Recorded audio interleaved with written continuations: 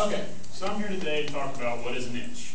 Well, an inch, as we know, is roughly 2.5 centimeters. 12 inches equals a foot. But as geographers, we know that an inch can be so much more than just that. It can allow us to do analysis and understand everything about the world, and be able to take a look at it from a different angle, and be able to look at problems that we wouldn't be able to otherwise understand or see. The inch, when used as part of a map scale, that's what gives us the power to do analysis and to look at the world in a different way. It can be the difference between seeing something as massive or seeing it as minute. When we take a look at it, a lot of the time with map scale, it can also be there to remind us that the way we're looking at the world was completely wrong.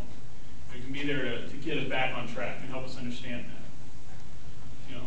Would you believe that when we first take a look at something, the inch is one of the most important parts of a map. Without understanding that scalability and understanding what it is you're looking at, you can't perform analysis or even begin to understand it.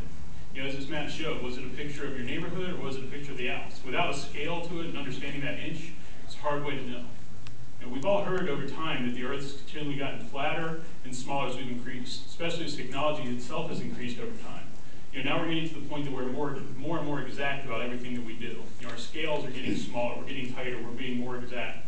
When we start doing analysis, we can actually look at things in a different way than we would have been able to 5, 10, 20 years ago. We can see things in a whole new light. Nowadays, 1 inch can be anywhere in the world, depending on which map you're using. It can be anything from your city, your county, your state, your country, all the way up to the world, and even in some cases, as high as the galaxy itself. It all depends on how we're looking at it and the context of the map scale itself. If the pen is mightier than the sword, does that also mean that the ruler can be mightier than the map? Well, in many ways, this is actually being proved true, as scale is being used in that way. Without the use of an inch being able to represent that scale, the map itself really loses a lot of its power. It loses all of its analysis and all of its capabilities, and that's what allows us to be able to do these things as geology professionals. Think back to 1492 when Columbus set sail. If he had misjudged the distance and the time it would have taken him to cross the sea, if instead of a 1-month journey, he had thought it would have taken 6 months. How different could that have been? What would have happened? What would those implications be on the world today? Simply saying oops may not have been enough. In 1969, we went and landed on the moon. Of course, doing something like that, the error margin for that was minuscule. There really was none. If we had... That was part of the program. Sorry. So just imagine we had been wrong on that, or even landing on the surface of the moon. If we had been wrong about any of those things, just how different it would have been. This slide is very important too. It tells us 1 inch can equal infinity. That means it can be infinitely large, but it can also be infinitely small, depending on how we're looking at things. That's one of the great powers about what we do. We take problems in the world that you may not be able to otherwise comprehend, and we can break it down through scale to make sure that now it's become something that we can reason. We can look at it in a way in which you can understand how those things relate to one another. In the infinitely small world of microbiology, for example, we're beginning to look at the 3 building blocks of the human body. We're getting down to those exact details about how everything interrelates to one another. And without scale, the ability to do that would be almost impossible. We would have no way to understand how those different things relate to one another, the correlation between them. We're getting to the point now where we're able to understand everything from the heavens all the way down to the smallest microorganisms, all because of scale and because of 1 inch. That's giving us the power to analyze the world and see it in different ways. Being able to take those infinitely large things and compress them down in such a way, or the infinitely small, and bring them up to a scale in which we can look at. Especially nowadays, students are beginning to get on the action. Younger and younger kids are getting to be more involved with maps and see them earlier thanks to interactive products like Google Earth, some of those different interactive mapping tools. This is empowering a whole new generation of geographers that may have missed out on it and not learned it until a later point in their life. So they're able to look at things and see how they relate in an earlier and earlier time. Even in ancient Greece, map scale played a part.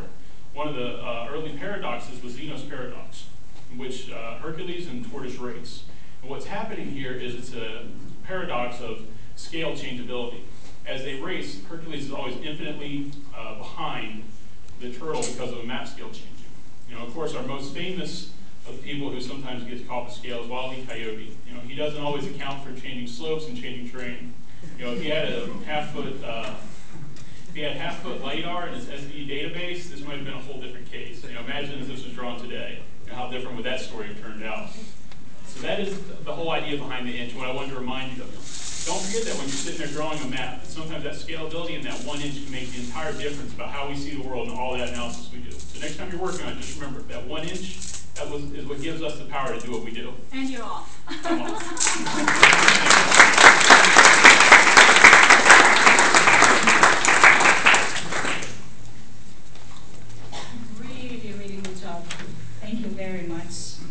Well, our next presenter is Christine Schluter.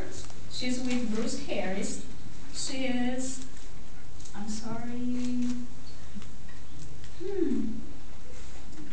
where is it? I found, oh, here. You need your glasses, Claudia? You're I getting do. a little old. And I'm off. I missed your title. Oh, I'm a client GIS client relations manager. Thank you very much. I am so sorry about that. It's changed, so. Thank you very much. And Christine is here today to talk with us about her experience with the GISP application. I think none of us here will relate with her presentation at all, right? So, so Christine, welcome. 5 minutes. You're off in 5, okay? Thank you. Good luck.